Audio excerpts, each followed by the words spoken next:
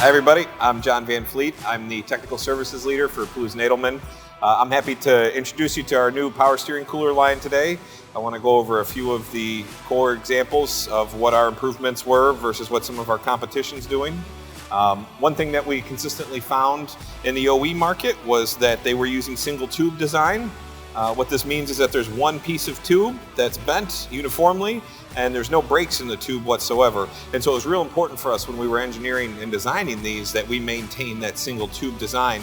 And there's a couple key important reasons for that, and I'll kind of go over that shortly. So that was our 3/8 tube there. Here's the example of our 5/8 tube. You can see we did maintain that single tube design. Obviously this is before any fins get stacked on it. The OEM designed their coolers to perform in a specific way. The aftermarket has gone a different route with some of them. This one most notably is a design we've seen from a couple of our competitors. We refer to it as the bar and stop design. As you can see, it is not a tube and fin, it's almost like a radiator style cooler. And while doing our research, we actually found that this cooler did outperform the OEM power steering cooler in cooling capacity. We noticed a substantial dip in the pressure returning back to the power steering pump utilizing this design. And this can become a problem because the power steering pump is designed to handle 3.5 gallons of power steering fluid a minute. And when you restrict that flow back up to the pump, there's potential that you could be starving the pump for fluid. The other issue that happens when we slow this down is that we develop an opportunity for deposit and debris buildup to occur within the cooler. So we thought it was really important to maintain that consistent pressure and that consistent flow to match the OE. And so when we compare this one to our single tube design, we were very happy to see that while our pressures maintained the exact same pressure the OE had, it also maintained that same temperature drop that the OE one had as well too. So while generally speaking we did see a little bit of a better temperature drop in the bar and stock design, that pressure drop outweighed the performance value for us to go that direction.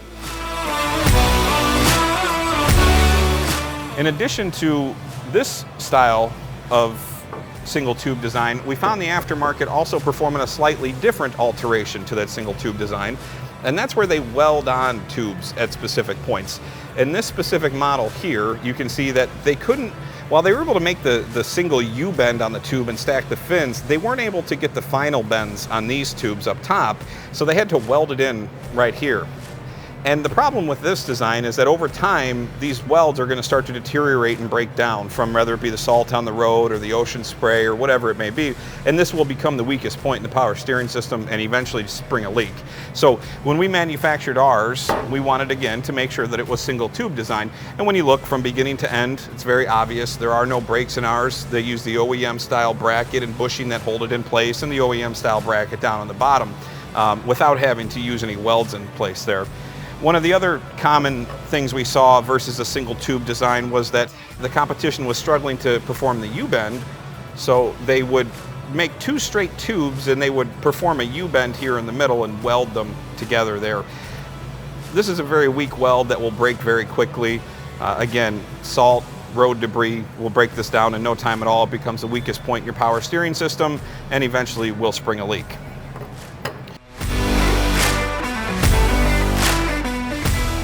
In addition to the single U-bend technology, we also wanted to review the type of turbulation the aftermarket was using versus the OEM.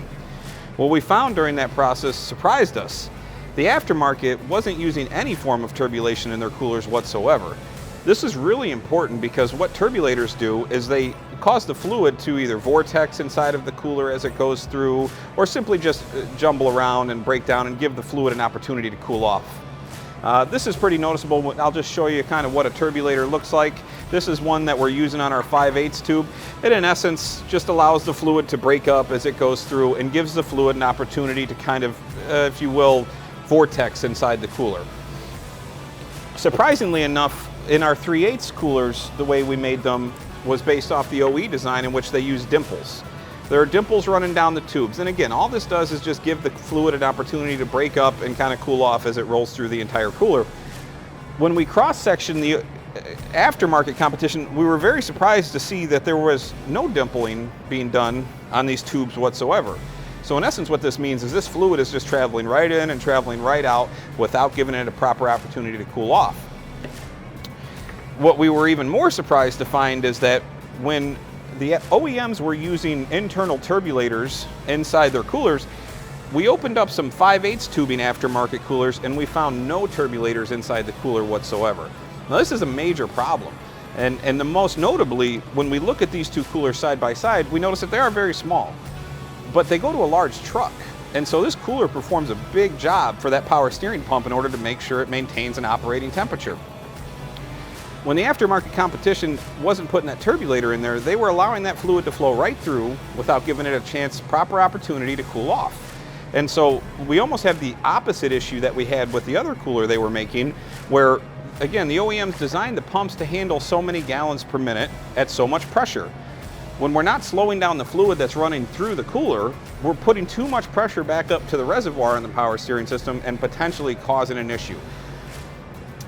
We found it very important to make sure that we match the OEM specs in every opportunity we had, and including turbulators in the cooler was very, very crucial to us. Again, I'm John Van Fleet, the Technical Services Leader for Plews and Edelmann. I appreciate you guys watching today. We're very proud of our new power steering coolers that were manufactured, designed, and engineered right here in the USA. So remember, the next time you need any power steering component, choose Plews.